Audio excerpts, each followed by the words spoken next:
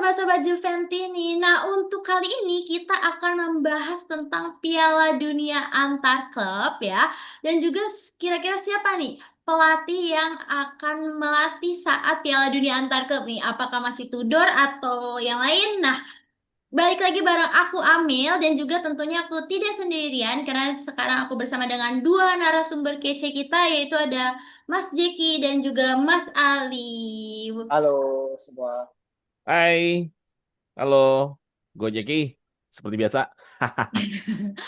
Oke, terima kasih Mas Ali dan Mas Jeki. Nah, buat teman-teman Suara Juventini, jangan lupa buat ditonton ya video ini sampai akhir, jangan di-skip ya. Dan juga nih mungkin teman-teman ada yang mau jadi narasumber kayak Mas Ali dan Mas Jeki, bisa banget loh. Caranya gimana sih? Nah, kalian bisa bergabung ke membership kita ya. Nanti kalian punya kesempatan untuk menjadi salah satu narasumber. Dan juga nanti kalian akan tergabung dalam grup WhatsApp yang pastinya bakal update terus nih tentang Juventus. Oke, nah sebelum masuk ke materi, ini aku mau disclaimer dulu. Kalau misalnya video ini tuh diambil saat Tudor masih melatih Juventus nih ya teman-teman. Jadi posisi yang pelatihnya kita itu masih Tudor. Nah, nanti kalau misalnya dalam penayangan video gitu, ternyata Tudor ini sudah tidak melatih, harap dimaklumi ya. Oke. Nah, kita langsung masuk ke materinya ya. Damien Comoli, Presiden Toulouse FC, dikabarkan akan bergabung dengan manajemen Juventus nih. Comoli ini dikenal sebagai ahli dalam pengembangan pemain muda dan strategi transfer. Nah, Damien Comoli ini adalah sosok yang dikenal sebagai arsitek sukses nih di berbagai klub Eropa ya.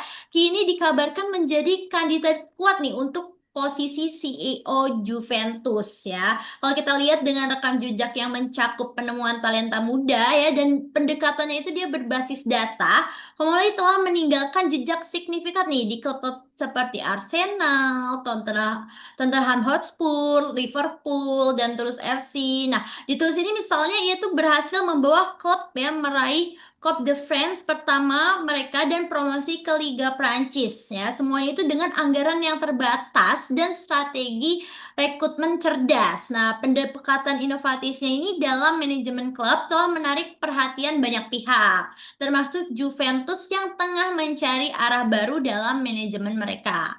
Nah, gimana nih pendapat para narasumber? Apakah pencapaian signifikan Damien Comolli di klub-klub sebelumnya yang membuatnya menjadi kandidat ideal nih untuk posisi CEO Juventus dan bagaimana pendekatan berbasis data yang diterapkan Comolli dapat mempengaruhi strategi transfer dan pengembangan pemain di Juventus. Nah, silakan Mas Ali dulu deh. Boleh silakan Mas Ali pendapatnya bagaimana nih? Sebenarnya kalau buat Juve, gimana yang kita tahu sendiri arah arah perkembangan ke masa depan ini kan memang memang pengen lebih ke arah pengembangan apa ya peremajaan squad sih sebenarnya. Udah nggak zaman lagi tuh Juve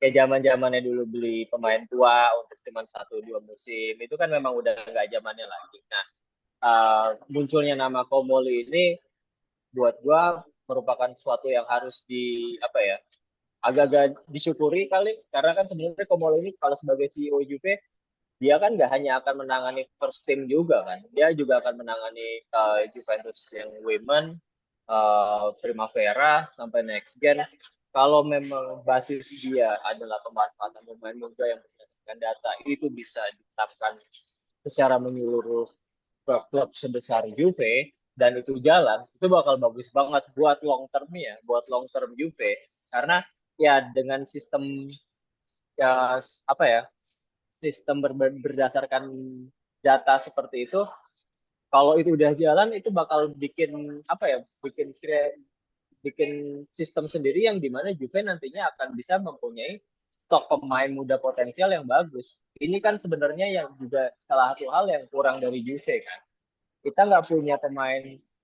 Gue kalau ngelihat Barcelona dengan La Masia-nya itu siapa sih yang nggak ngiri pemain pemain apa ya bisa bisa dengan santai gue bilang bisa dengan yakin gue bilang pemain senior Barcelona sekarang come and go nggak apa-apa deh udah itu anak-anak La Masia udah siap dituai kok udah siap mereka main di kompetisi senior ya karena itu dia mereka grassroots development-nya bagus, juga diiringi dengan pemain itu tuh bermain sesuai dengan ide dari first team.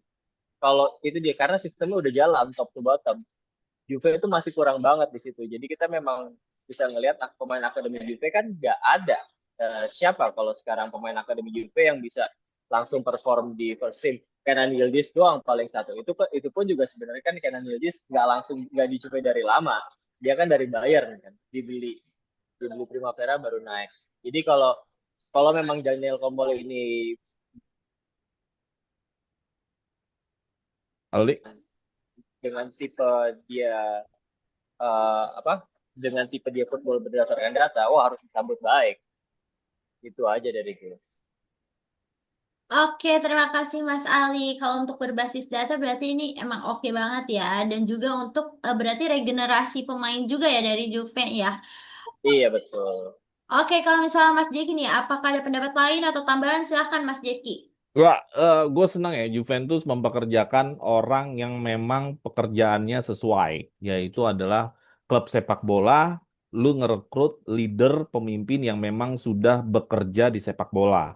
Betul dong, ya kan? Nggak mungkin lah seorang TNI misalkan dipimpin sama polisi kan gitu, atau kebalikannya. Karena kan beda korps kan gitu kan. Nah, seperti itulah juga sepak bola gitu. Hari ini Juventus dipimpin sama seorang CEO yang menangani operasional, yang running football di Juventus oleh seorang yang sehari-harinya digital marketing, tentang branding, tentang apalagi tuh gate, tentang media lah stampa, yaitu seorang Scanavino. Dia nggak punya track record di sepak bola, terus tiba-tiba nanganin Juventus yang punya fans cerewet-cerewet.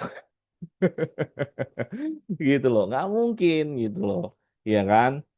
Ya, Scanavino nih yang CEO Juventus hari ini nih cuma orang yang kepercayaannya Elkan karena dari 2004 dia sudah ada di Exor, sudah ada di grupnya Elkan. Jadi orang yang dipercaya saja. Even dia bukan ada di sepak bola, tapi gue percaya sama dia. Kan gitu bisa aja kan. Nah sekarang Juventus memilih orang yang sudah bertahun-tahun ada di industri sepak bola dan itu bagus ya. Bahkan jam terbangnya tinggi, udah nanganin Liverpool, nanganin Hotspur, walaupun di beda-beda posisi ya. Nanganin Arsenal, terus dia seorang apa? Nanganin klub yang semenjana, tapi dia bisa naikin upgrade-nya. Jadi dia sudah ada di liga besar, dia ada tim besar, dia ada di tim yang lagi krisis. Jadi sebuah pengalaman yang sangat tinggi ya, jam terbangnya sangat tinggi. Dia tahu gimana manage, bagaimana melihat kinerja tim besar, dia tahu bagaimana mengupgrade tim yang memang harus dibangun. Itu bagus, itu jam terbang tinggi, itu yang menurut gua bagus nih pemilihannya. Yang kedua, berbasis data segala macam. Gue punya keyakinan orang yang hafal data ini nggak bisa ditipu nih sama bawahannya. Karena dia punya insting kuat gitu loh. Kalau data itu kan, Ali nih orang teknik, data itu kan nggak mungkin bohong. Kalau variabel X pasti akan Y, bener nggak? Iya. Iya kan Data dia, data selalu data selalu menceritakan suatu story. iya Tinggal kalau dia, kita bisa memanfaatkannya. iya kalau sport direkturnya laporan ke dia, si John Tolly nih laporan ke dia, gue mau beli Osimhen, gue lihat dulu datanya, ini begini begini begini, nggak bagus ini, bisa begitu. Gue mau beli pemain ini, coba lihat datanya kayak gimana. Ada instingnya main ketika ngelihat data. Jadi nggak cuma nanti sport direkturnya laporan, oh, oh ini gue mau beli pemain ini, oke tanda tangan. Nah ini mah kan kayak camat jadinya, gitu loh. Karena nggak running sepak bolanya nggak ngerti. Belum lagi operasionalnya gimana memanage satu rencana pelatihan. Dia melihat data, latihannya gimana nih? Oh kayak gini nggak bagus. Ini pasti lo akan kecapean kalau latihannya kayak gini segala macam. Karena ngerti. Terus tim medisnya gimana? Wah kalau nanganinnya kayak gini, eh, tim kita lama sembuhnya. Ngerti gitu loh. Banyak bidang yang dia ngerti. Iya kan? Sekarang kalau Scanavino belum tentu gue yakin dia semua ngerti. Gitu loh. Jadi ini satu pilihan bagus. Tapi ini kan masalahnya, gua nggak tahu ya, apakah budaya orang Italia itu mirip Indonesia, maunya kerja yang sama sesuku. Ini kalau Oh, ternyata ini orang Prancis, Li, bukan orang Itali. Iya, iya. Nah, apakah ini jadi barrier ya buat Elkan ke dia gitu? Karena ini posisi penting loh, CEO loh. Apakah ini jadi kayak eh, nggak lepas gitu apa gimana? Mudah-mudahan tidak ada. Itu gua rasa Elkan sudah menangani banyak puluhan perusahaan. Dia orangnya open minded ya, terbuka ya, nggak yang harus Itali-Itali banget nih. Ya kan, ini kan Itali kadang-kadang kayak Indonesia juga harus suku banget, harus kayak pelatih aja kan harus Itali banget gitu loh. Jadi mudah-mudahan nggak seperti itu. Jadi gue sambut hal yang positif untuk Daniel Comoli ini, orang yang punya jam terbang tinggi dalam sepak bola. Mudah-mudahan bisa merunning sebuah Juventus dalam apa rangkaian arah menjadi klub yang berprestasi benar dan masalahnya semakin hari semakin bisa diredam. Gitulah kira-kira. Amin, diaminin dulu. Oke. Nah, Indo. berarti kalau misalnya untuk ideal, berarti kalau misalnya Komol ini ideal ya, Ideal karena dia udah pengalamannya, latar jam belakangnya. terbangnya tinggi ya. Oke, kalau gitu. Oke, Juventus mengakhiri musim 24/25 ditandai dengan selesainya Liga Serie A dengan capaian lolos ke Liga Champion. Nah, tapi untuk diskusi kali ini kita akan banyak mengenai satu turnamen nih yang akan Juventus hadapi ya. Tadi kayak aku udah bilang di awal ya, di depan mata banget nih saat pertengahan Juni nanti yaitu Piala Dunia antar klub ya. Dan tentunya ada beberapa diskusi mengenai rumor pergantian manajemen. Oke, lanjut nih. Nah, Piala Dunia antar Klub 2025 ini akan menjadi edisi pertama dengan format baru yang melibatkan 32 tim dari seluruh dunia, termasuk Juventus. Nah, turnamen ini tidak hanya menawarkan persaingan tingkat tinggi ya, tetapi juga hadiah uang yang signifikan. FIFA sendiri ini telah mengumumkan ya kalau total hadiahnya itu sebesar 1 miliar dolar ya, dengan pemenangnya itu berpotensi menerima hingga 125 juta dolar ya. Banyak ya, kayaknya bertriliun-triliun ya. Nah, namun ya di kalangan penggemar ya, terutama Juventini ini muncullah perdebatan ya. Apakah Piala Dunia antar klub ini layak nih kita anggap sebagai major trofi ya, atau hanya sekedar turnamen pramusim ya. Seperti yang kita ketahui bahwa definisi major club itu kan biasanya merujuk pada kompetisi resmi nih yang diakui secara luas seperti domestik, lalu ada Liga Champion atau Piala Dunia. Nah, dengan mempertimbangkan format kompetitif dan hadiah besar yang ditawarkan, apakah Piala Dunia antar klub ini memenuhi kriteria tersebut? Nah, gimana ya? Pendapat narasumber apakah Piala Dunia Antar Klub 2025 ini dapat dianggap nih sebagai major trofi bagi klub seperti Juventus nih ya. Silakan siapa dulu nih? Mas Jeki deh, boleh. Silakan Mas Jeki. Oke, thank you Amel. Berarti kita ngomongin Piala Dunia antar klub ya.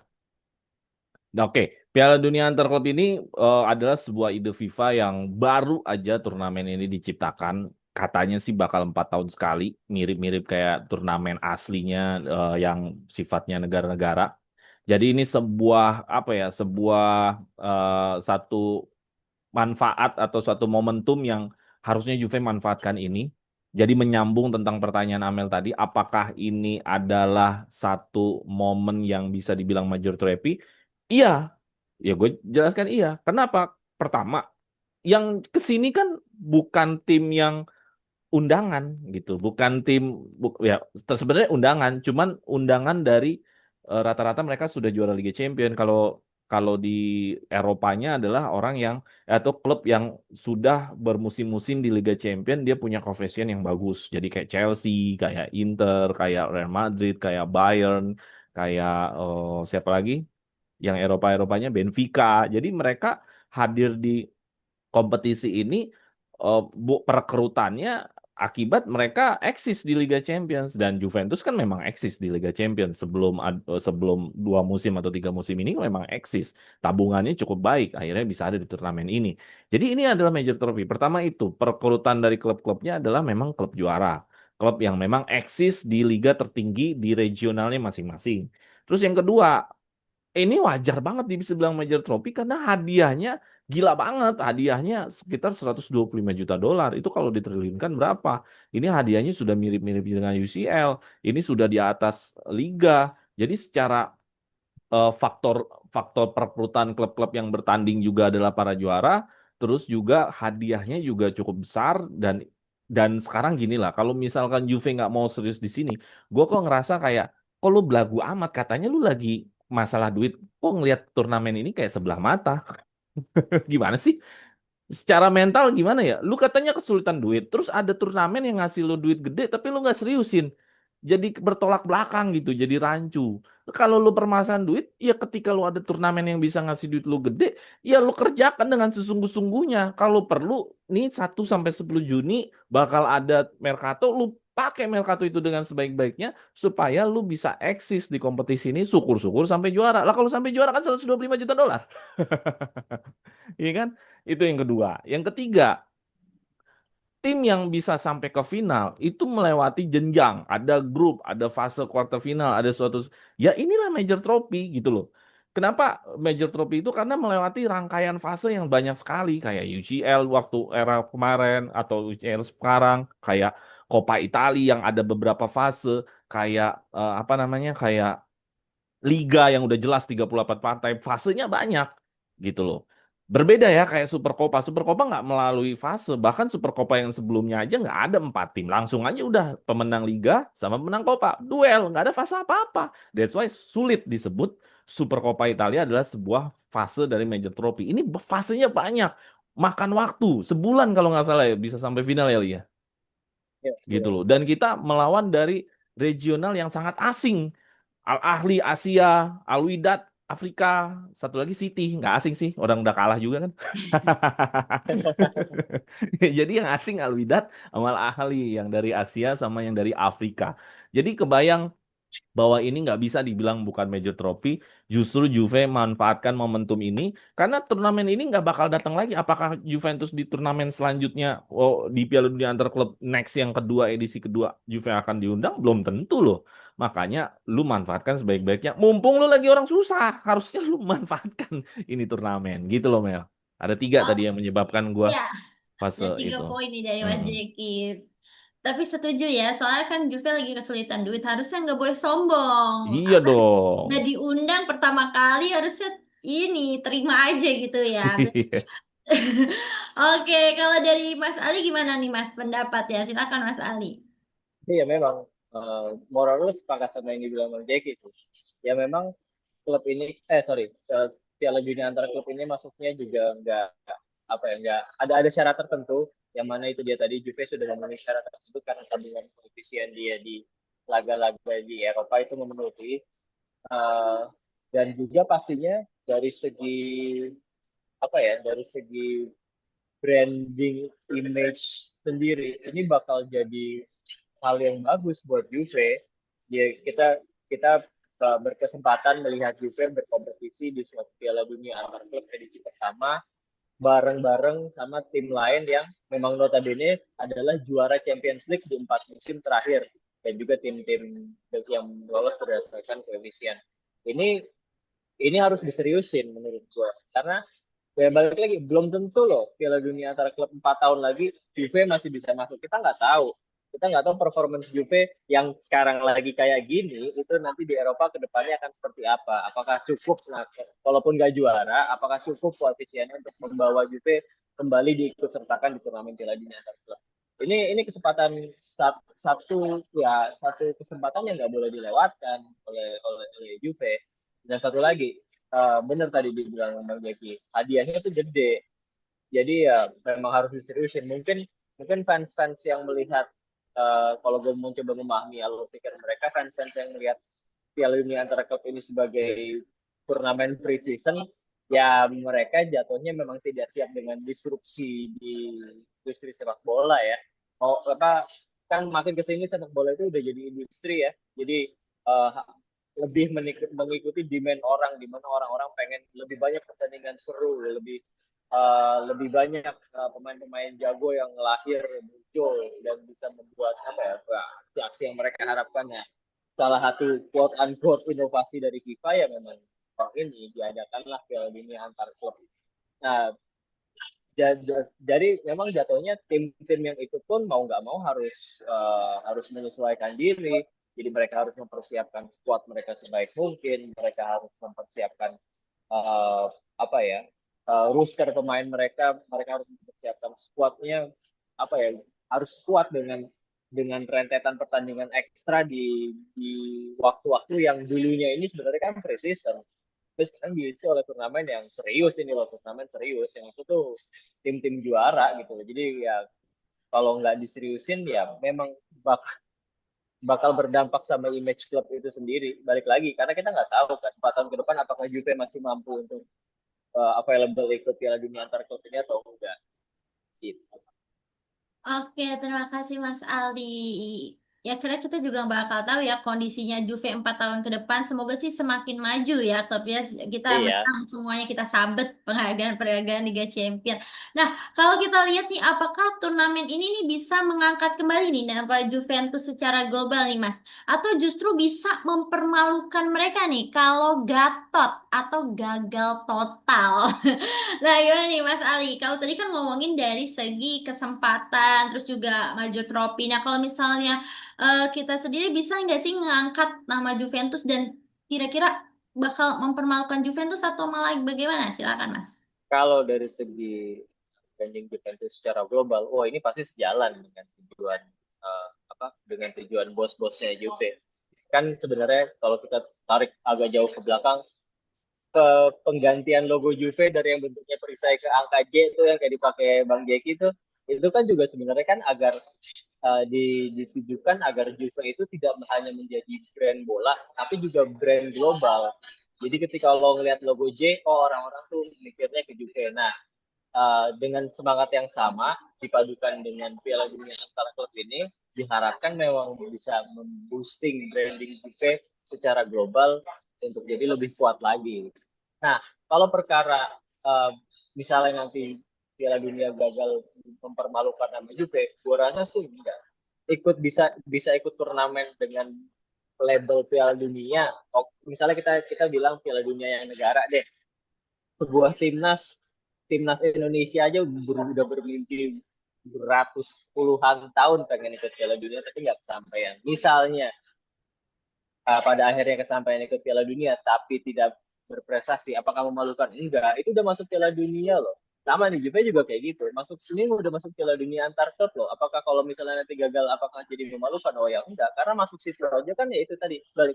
Ada syaratnya, nggak sembarang klub bisa bisa bisa ikut gitu loh. Ya kalau dari gue sih gitu aja. Jadi memang memang ini sudah pasti turnamen ini akan memboosting branding di secara global lagi. Dan kalaupun Juve tidak berprestasi di sini, tidak akan jadi hal yang memalukan. Kan bisa dibilang nggak semua klub bisa main di sini. Oke, terima kasih Mas Ali. Tentunya akan membuat nama Juventus menjadi terkenal secara global ya, dan juga untuk Harus. mempermalukan mungkin enggak ya, karena kan yang penting kita udah berpartisipasi, itu kan menang kalah belakangan, karena bola itu bundar ya, kita nggak ada yang tahu juga ke depannya. Oke, kalau dari Mas Jeki gimana? Silakan Mas Jeki, pendapatnya boleh. Oke. Ya, dari judul turnamennya aja World Cup ya. World Cup itu kan berarti global ya. Satu dunia ini nonton ya. Artinya gini, gua kasih satu data ya, bahwa dari semua event olahraga, Mel, gue Hmm. baca statistiknya, tidak ada event yang bisa ngalahin Piala Dunia negara-negara. Nggak ada. Itu total penontonnya 5 miliar. Satu dunia ini nonton Piala Dunia. Ya, event kita aja nggak masuk negaranya nonton. Ya, itu satu data ya. Nah, terus eh, data bola nomor 2 nih, ranking event sepak bola nomor 1 kan eh, apa? World Ya. Cup. Event kedua yang paling gede penontonnya Champions League. Ya, bukan Europa League, bukan Piala AFF League, bukan. Jadi Champions League. Champions League itu penontonnya, data yang gua kulik-kulik, 450 juta penonton. Ya. Jadi World Cup 5 miliar penonton. Ketika lu bermain di sana, lu global. That's why makanya kalau ada pemain yang ikut Piala Dunia, jadi incer-inceran tuh. Jadi incer-inceran klub. Karena udah diakui gitu. Maksudnya udah environment-nya, lingkungannya sudah menciptakan dia adalah kelas dunia. Kayak waktu itu si Real Madrid ngerekrut pemain Kolombia, siapa li? Pemain Kolombia tuh gara-gara dia di World Ames, Cup. Hah? Ames Rodriguez. Ames 2014 dia jago, dia direkrut cuman gara-gara dia jago di Piala Dunia. Nah, Oke. Piala Dunia klub memang tidak seeksis. Ini kan baru pertama kali ya. Ya nggak mungkin lah langsung 5 miliar. Apalagi nih klub klub klub kan lebih bawah lagi ya turunannya, mungkin nggak harus 5 miliar. Palingan lu nyentuh penonton Liga Champions aja itu udah bagus menurut gua untuk edisi pertama ya. Tapi kalau diperpanjang terus, nanti secara organisasi ini berjalan dengan baik, nggak ada kekurangan, nggak ada apa, ya arti kata semua sesuai rencana, gue rasa akan lebih dari penonton 400 jutaan. Dari penonton ratusan juta, ya jelas ini akan menjadi global mereknya Juventus. Kan gitu. Lu pertama aja kita akan ditonton sama orang Afrika kan. Al Wydad mana ya? Afrika mana tuh? Dan Maroko ya. Casablanca tuh di Maroko. Maroko. Lu pasti akan ditonton orang Maroko.